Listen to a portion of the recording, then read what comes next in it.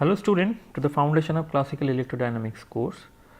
So today we will have lecture number 49 and we will going to discuss the charged particle in magnetic field.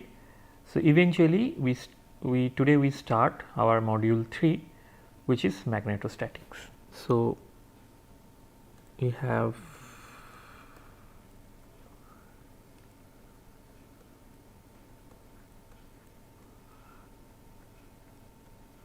class number 49 today, and today we have the first class of the module 3, which is magnetostatics.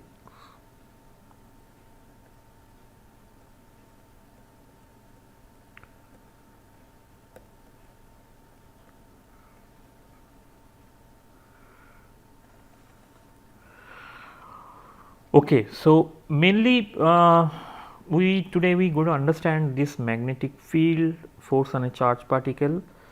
So the starting point of this we will go to discuss in detail in later class also. So let us start with force on a moving charge.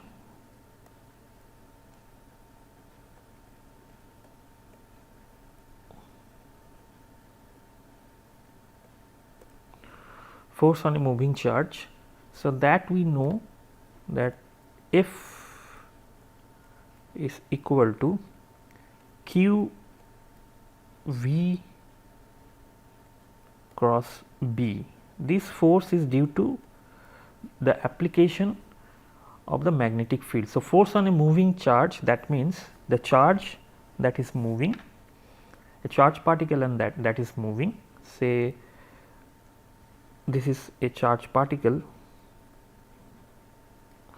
Q that is moving with a velocity, and that is moving say some under given magnetic field. Suppose this is the direction of the magnetic field B in same plane say, then the force will be Q into V cross B on this moving charged particle. Now V is a velocity,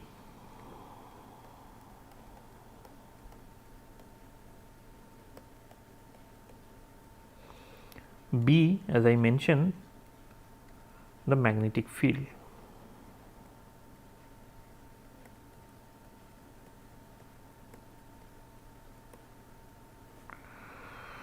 So in SI unit,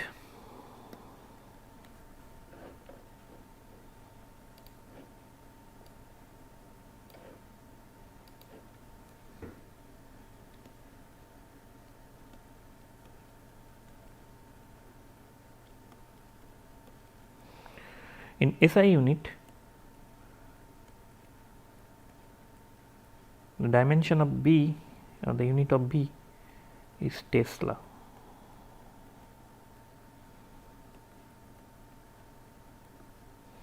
And 1 Tesla is equal to Newton per ampere meter. Okay, so let us schematically draw that. Suppose I have a magnetic field in this direction and V is this direction.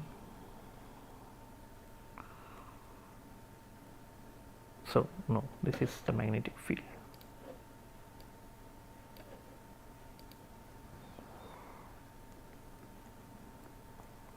And this is the velocity. So the force will be simply is as a cross product. So the force will be simply the perpendicular direction like this. My drawing is bad, so I should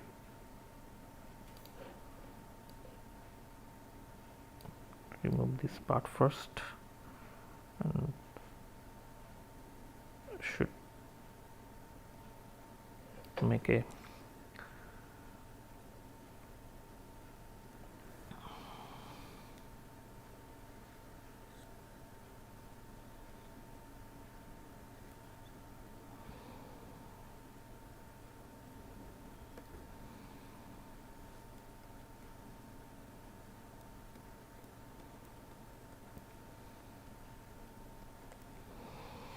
Yeah, so this is the force because that should be perpendicular to V cross B.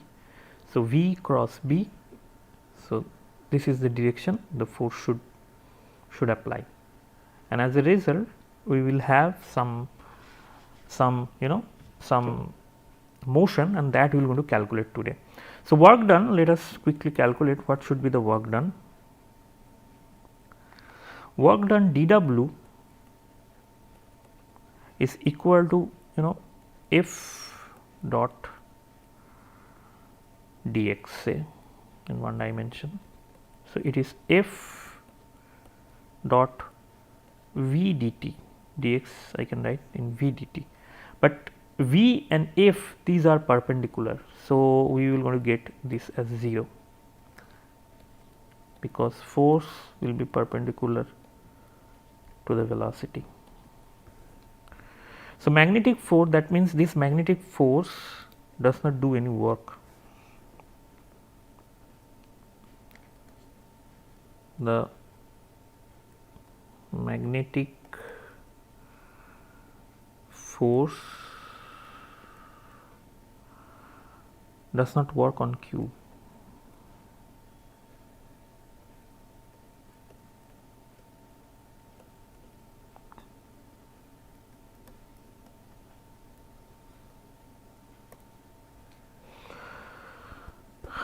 But we can have a generalization expression for the force, which is called the Lorentz force, because the electric field and under electric field and magnetic field, the charged particle is going to experience a force. So the general force equation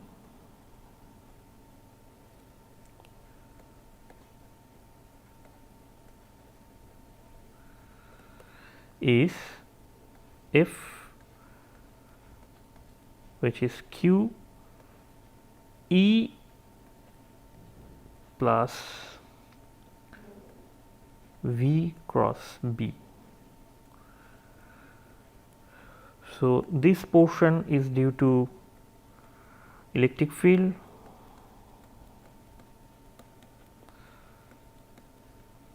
the force due to electric field, and this is the force due to magnetic field.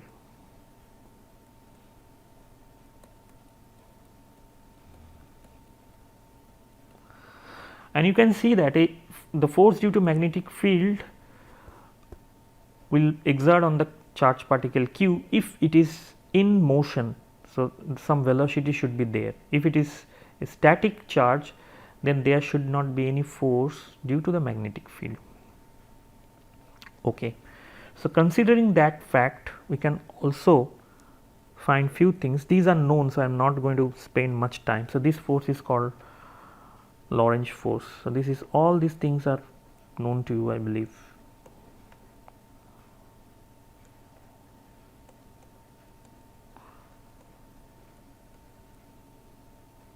So this is, that's why it is just a recap of whatever you already know. Next thing that we like to understand is force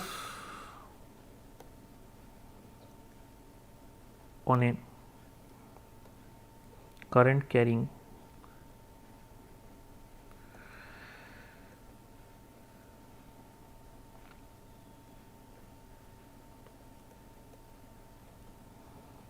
wire. So when the wire is carrying some current, so then only the charged particle is having some velocity, and that gives rise to some some magnetic field. So we will going to discuss this in detail. So let us first draw how when the current is moving in opposite direction, they will repel. So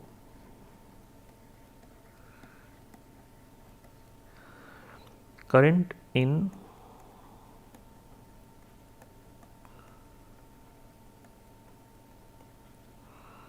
opposite direction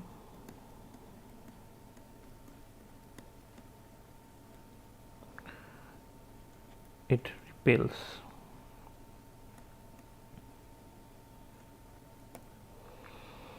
On the other hand, current moving in the same direction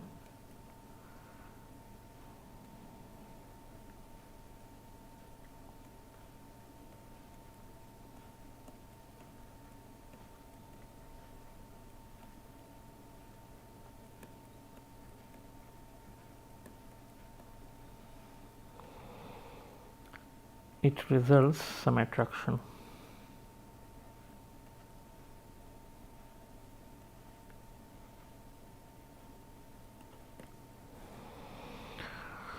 Okay, why they are repelling, why they are attract, we will going to discuss in detail later. I am just discussing the phenomena. So so here what happened that okay, so let us do few calculation. So suppose N is a charge carrier per unit volume. So whenever we have a wire, so suppose this is the wire,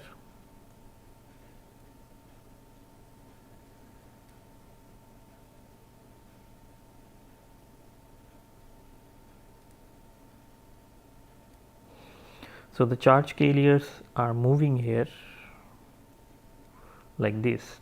So N is the charge carrier per unit volume.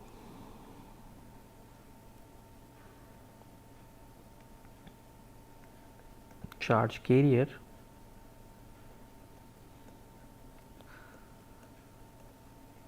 per unit volume.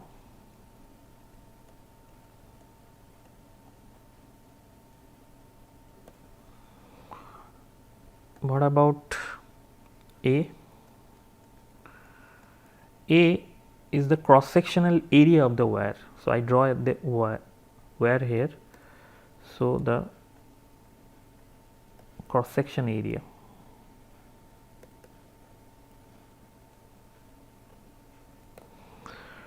So if I make a cross section here, this point, this, so this is the cross section area, and DL, the length element.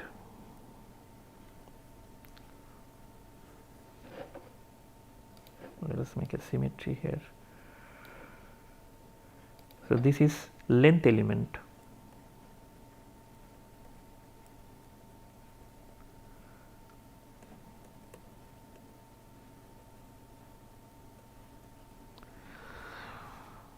Okay, so the total charge, then why we are doing the total charge in this region, I can calculate the total charge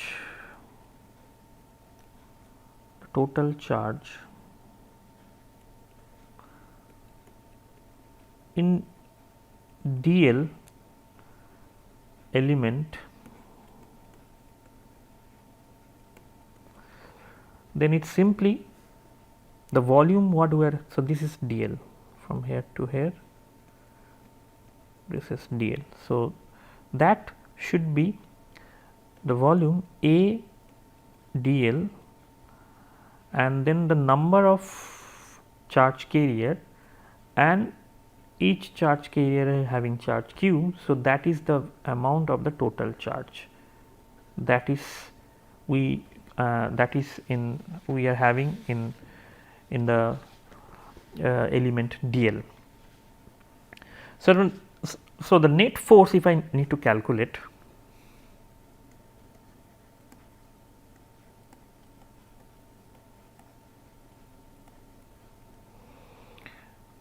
say dF, due to this small section dF on the small segment,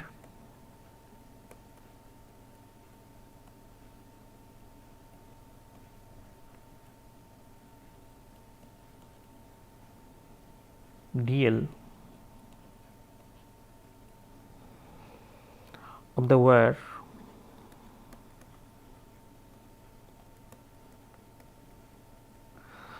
under magnetic field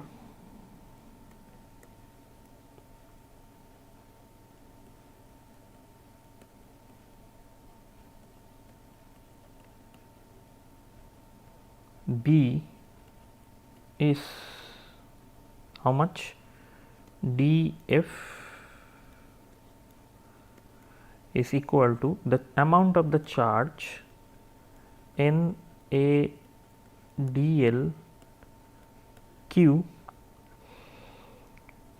and then the velocity cross B. So, what happened is, so when two wires there, so you should first appreciate this fact that whenever a wire carrying some current, so because of that we had an associated magnetic field. This following a thumb rule, and we can calculate by using the Ampere's law what should be the amount of the magnetic field. So that is due to the carrying of some current. So that we know, right? So that means we had a magnetic field, and then this amount of magnetic field which is already there, in I place another wire having a charge density or amount of charge per unit volume is n, and then the amount of force will be this. Now we are going to calculate this. Now I, that is the current, is charge divided by time. So amount of charge we have in q and a, and now this is the charge flow, number of charge per unit volume q, and that amount with a velocity gives the total amount of current, because this is charge divided by time, right. So NQAV is eventually, if this is my section and I am flowing so this is area A, N is here, total charge is Q, and this tiny amount of distance it is moving per unit time. So the amount of charge that is flowing per unit time, that is the current, is simply the total charge multiplied by x. So this is like A n q dx, that is the volume, divided by dt, so which is A n q v. Okay. Now my total force in terms of this that I calculated here is simply integration of the current, and then I have dl length, that is experiencing the force, cross B, that is over the wire, entire wire, total force. I need to put a vector sign as well.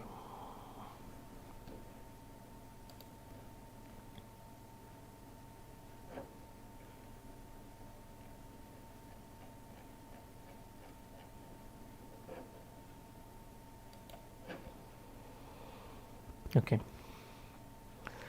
So for closed loop, so this is the expression of the force, whatever the force we are talking about just now, this should be the expression of the force.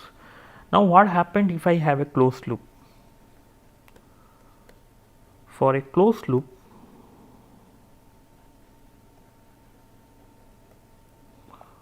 what we get is F is equal to I,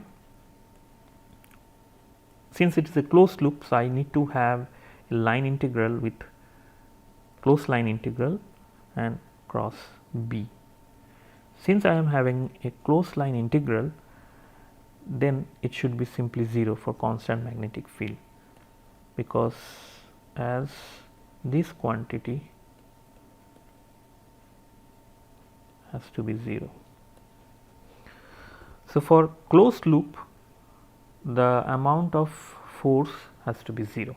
That is the information we should know here.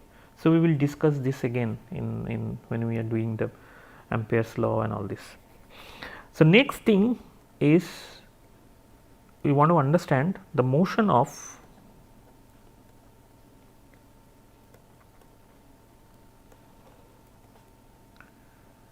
charged particle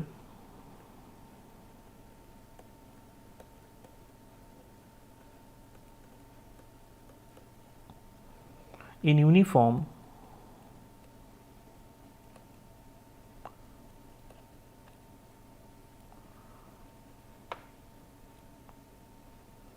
magnetic field.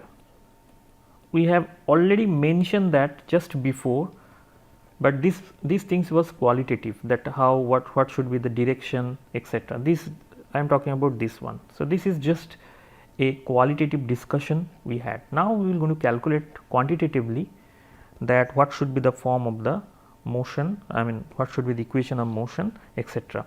a charged particle. So, let us start with the charge of the particle is q, single charge, mass is say m, and this enters with a velocity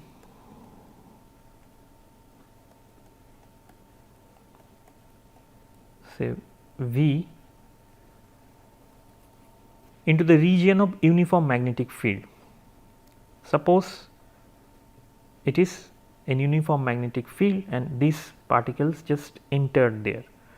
So, what should be the equation of motion? So, the uniform, we have uniform magnetic field,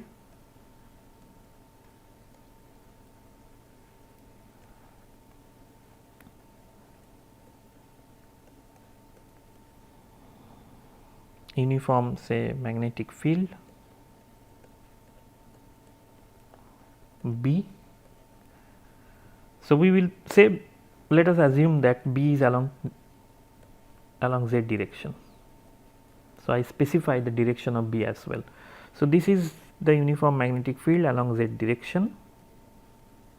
The value is B equal to B0 z unit vector. So, uniform, and now the particle is enter in this magnetic field with a velocity v having mass m and charge q. So, what should be the equation of motion? So, let us write down the equation of motion straightway, because we know that the force is equal to q v cross b. So, that means m dv dt, that is the amount of force the particle will experience, is q v cross b. Okay, now we already assume that B is equal to B0 z unit vector or k unit vector. Okay, same, both the cases it is same. So, let us write it as z unit vector, since we are, so this is say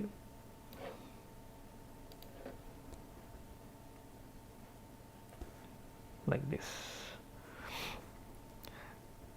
So, then component wise this is a vector equation. So, if I write down in component form, then this equation simply gives us, so component wise this is m dvx dt, it is q v cross b, the x component of this, and that is simply q v y and b0. You should note that a cross b, its ith component, it epsilon I j k a j b k, that we know, right. So, I just use this. So, second is m dvy dt, is equal to q v cross b y component, and that should be minus of q v x b 0. Just use this expression and we are going to get the result. And finally,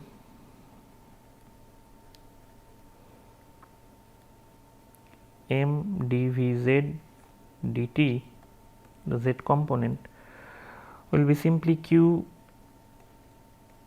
v cross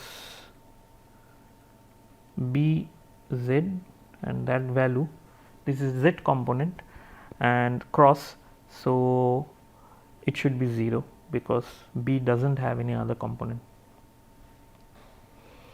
So from here we have an important expression that b m dvz dt is 0, which gives us vz is a constant, and say this is v0, a constant, and z, vz is dz, vz is dz dt, so that is equal to v0. That simply tells us that z, the z coordinate of this charged particle varies like this. Okay, now I can combine equation 1 and 2 in a delicate, I mean in a unique way, and that is by exploiting the complex analysis. So that makes life simple. So combining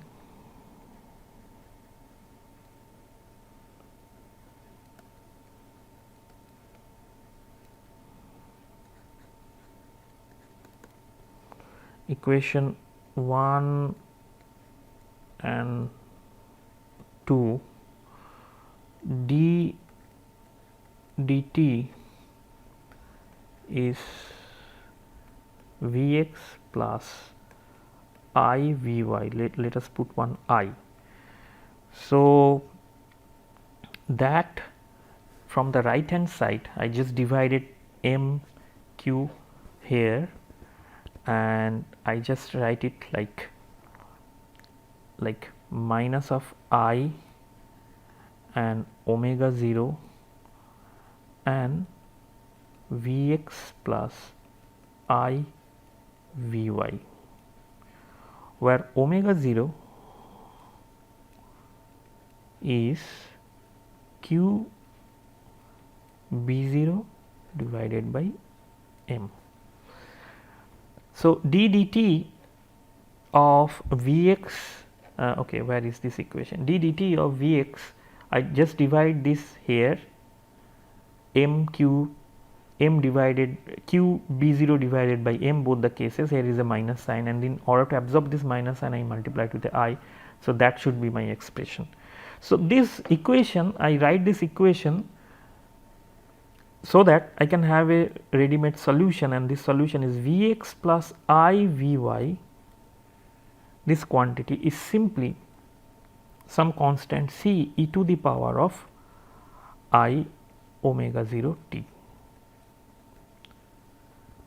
with a negative sign because I have a minus here. So that is the simple solution.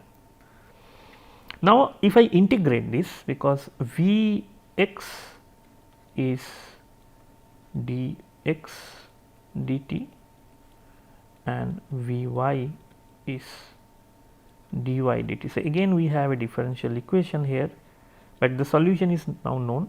So if I integrate,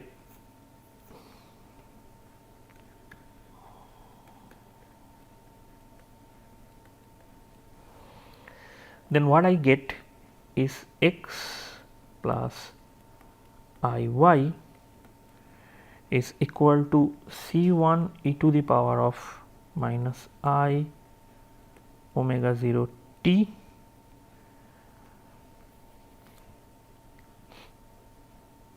plus C2 after integration I should have one I omega out, and this I omega I can insert I omega 0 I can insert inside the C, and I can make another constant where C1 and C2 are two complex constant.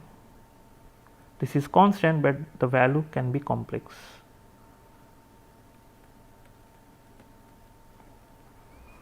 Complex constant.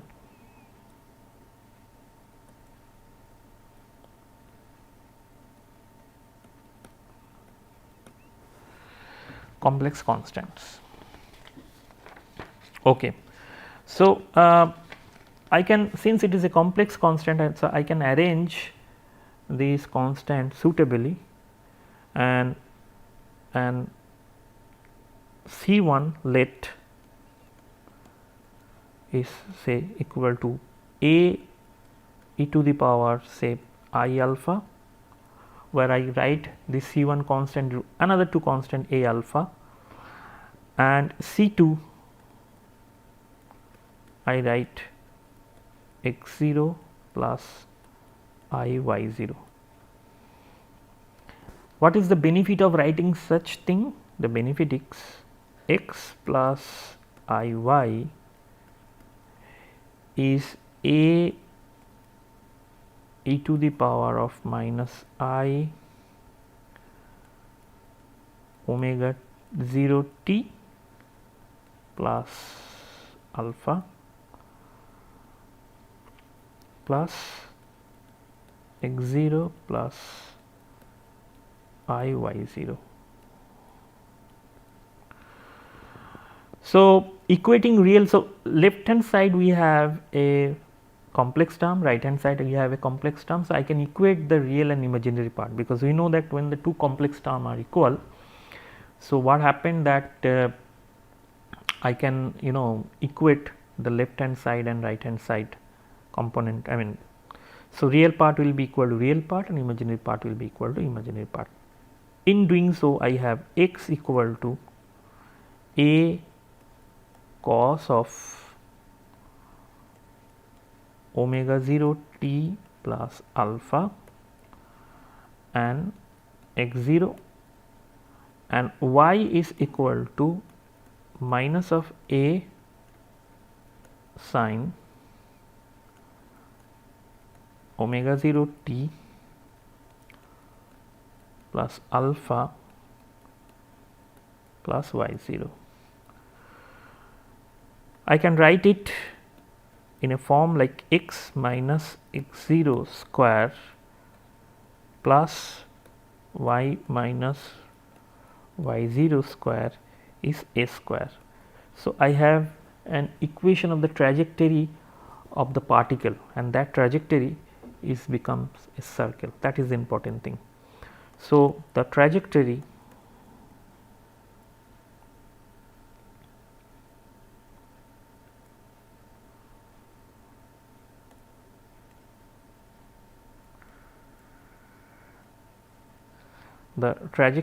represents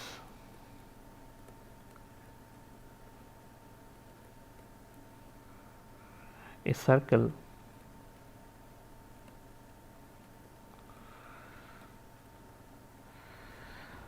with the center at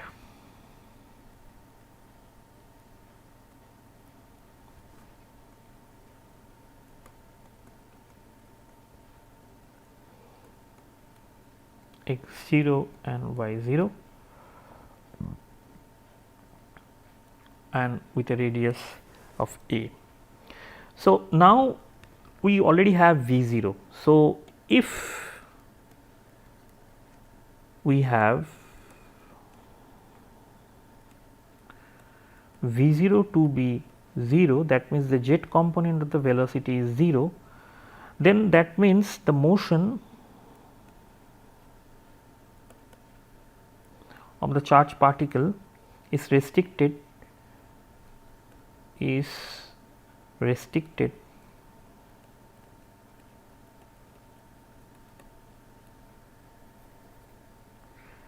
in x xy plane.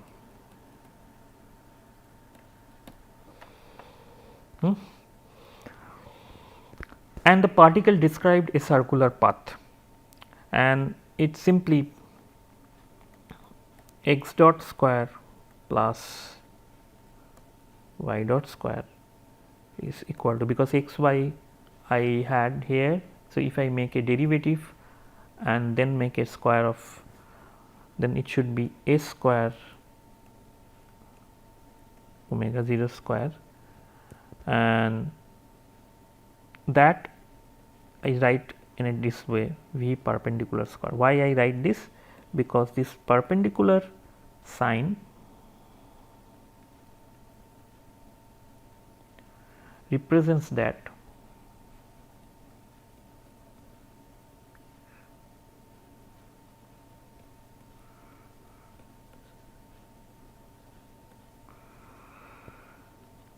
v perpendicular is perpendicular to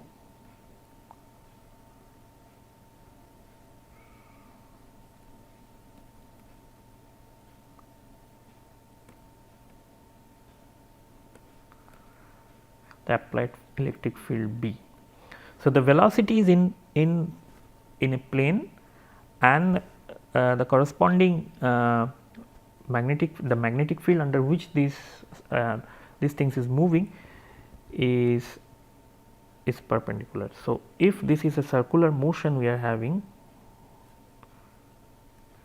then the amount of the magnetic, this is under this magnetic field, so this magnetic field should be perpendicular to the motion, whatever the motion we are having. So, A here, A is v perpendicular divided by omega 0, and this omega 0 we know, right. This omega 0 is qb divided by m. So, it is v perpendicular m divided by qb. So, here we already had the value of the omega 0, and that is the value of the omega 0 we are writing here, qb 0 divided by m. So, here b 0 and b I just write uniform magnetic field. So, let us put this b 0, and this a is the radius of the circular path, right, because this is the expression. In the expression, my a was the radius, this a was the radius. So, this is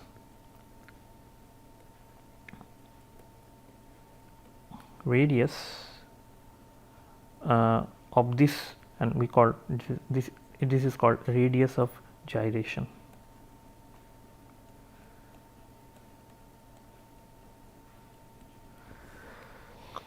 So, eventually this is my radius, and this radius is v perpendicular m divided by q b 0. Now, you can see the b 0 is staying in the denominator. So, if the b 0 is high, then we have the particle moving in a lower radius. So, another way we can understand this motion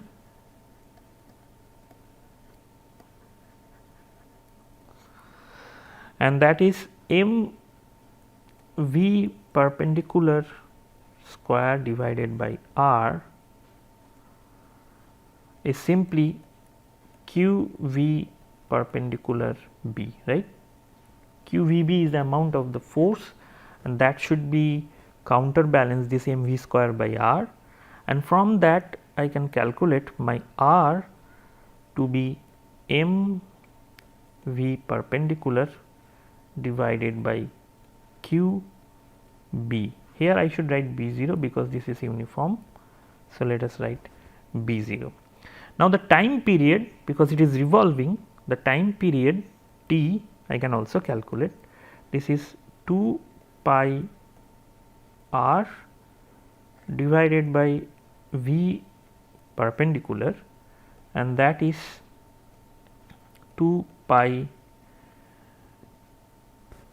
2 pi m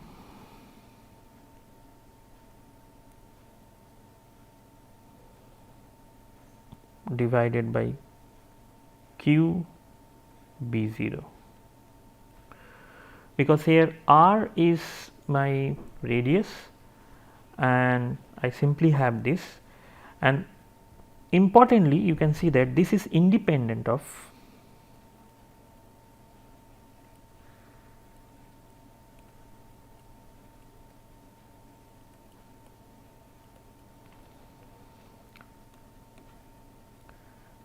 the speed of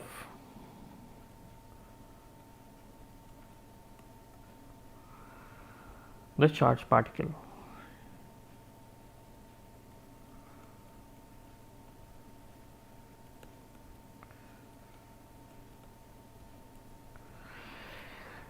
So, whatever the speed of the charged particle, that doesn't depends on, I mean, that doesn't influence the time period under which I mean the particle will going to circulate, and that is the principle of particle acceleration. So, this is the principle of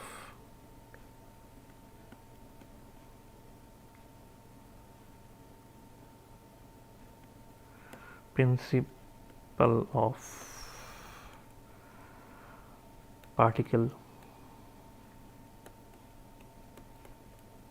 acceleration.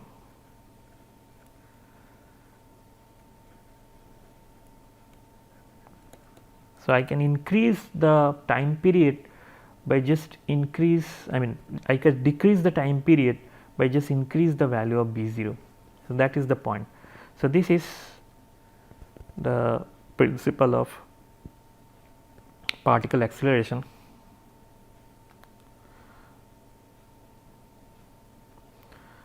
which is we call cyclotron.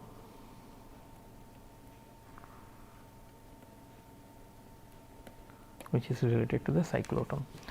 So, before going to finish, we also, so this is basically the, you know, the way the magnetic when the charged particle is put inside a magnetic field, uniform magnetic field. So, this is the way the charged particle is going to move. So, this is the principle of the cyclotron I explained. Now, quickly try to understand a very important concept, and that is magnetic monopole does not exist. Like Q, we can have a single charge like Q. So, if you make a divergence of these things, so you will going to get a non-zero value, but for magnetic field it is not there. So, magnetic, first you need to understand that the magnetic monopole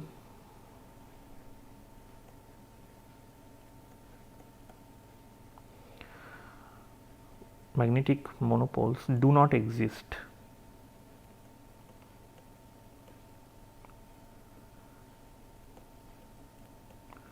Let us first understand qualitatively, then, so I can have a plus q charge and minus q charge. This is electrostatic. There is a basic difference between the electric charge and this electrostatic and magnetostatic.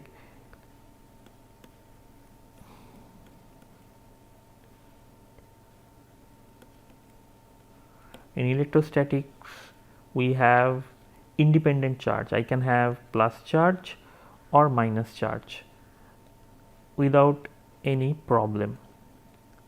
But for magnetostatic, I suppose let us consider a bar magnet here having a north pole and south pole, and if I divide this tiny bar magnet, then I should have a north pole south pole here and again a north pole south pole here. So, I never have a individual north pole or a individual south pole if I understand very crudely, so that means this is the monopole and this does not exist for magnetic cases. So, I always have a relation. So, if I have a north pole, the south pole has to be there. If we have a south pole, the north pole has to be there. So, that is the difference. But for electrostatic, this is for magnetostatics.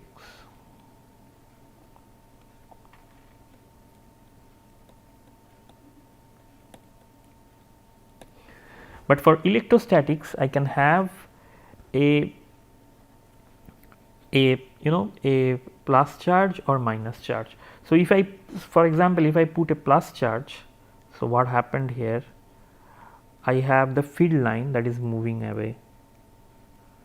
So, I can have a source of a field line or a sink of a field line if I have a negative charge. So, these are the field lines, we discuss it several times in electrostatic problems. So, these are the field line and we have a source here, like the field line is having a source and field line is moving this direction. On the other hand, if I have a minus charge, single minus charge here, I have a sink here. So, field line will move towards this.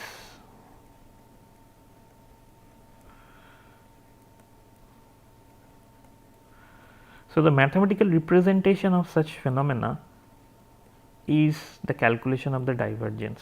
So, here the electric field should have a divergence and that is non-zero, this value is non-zero.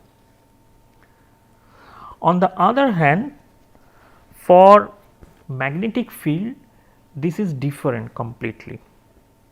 So, the magnetic flux, let us calculate the magnetic flux first.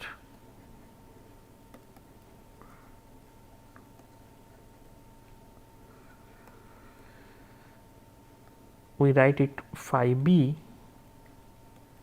as the surface integral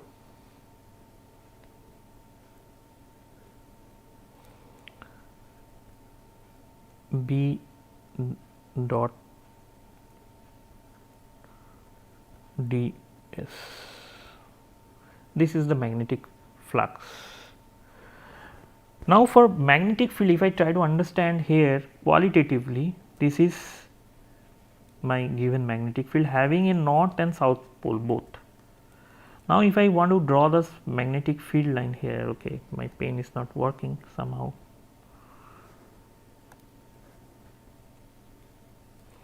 So, the field line will come here and move here like this.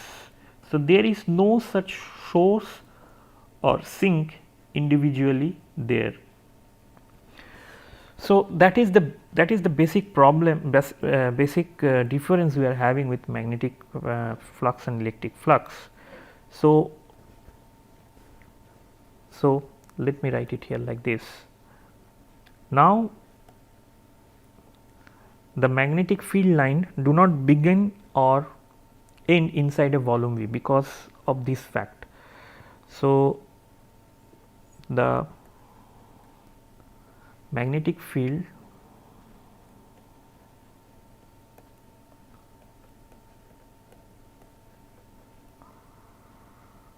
lines do not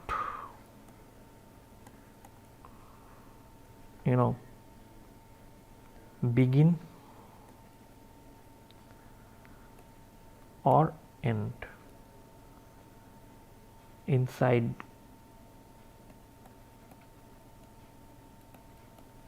inside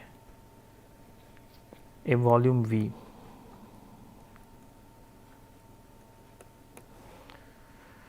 So, that means if I have a volume here like this, so the field lines can be this enter and passing away and moving and passing away. So, every time, so there is no source and sinks, this is the given volume.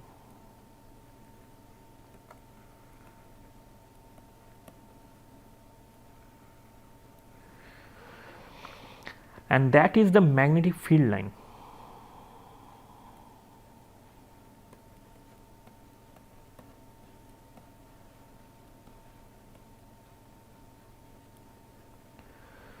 So that means my flux, effective flux, is 0 over the closed surface. Whenever the surface is closed, it is 0.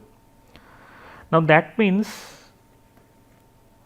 I have B dot ds over this closed surface is always 0, and that eventually leads to that the volume integral divergence of the quantity B is 0, and it is true for all the surfaces. So that gives me a very important relation, that divergence of B is 0. The physical argument of this mathematical expression is the magnetic monopole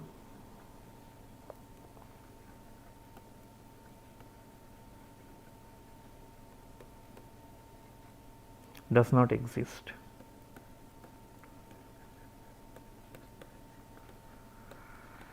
We will discuss this maybe in the future class also in detail. So today I don't have much time to discuss more about that. So with this note I like to conclude here. So hope we will do more problem on in the next class. We will going to do more problem on the magnetic field, its property, etc. We are going to understand more thing in details. So with that note I would like to conclude here. Thank you very much and see you in the next class.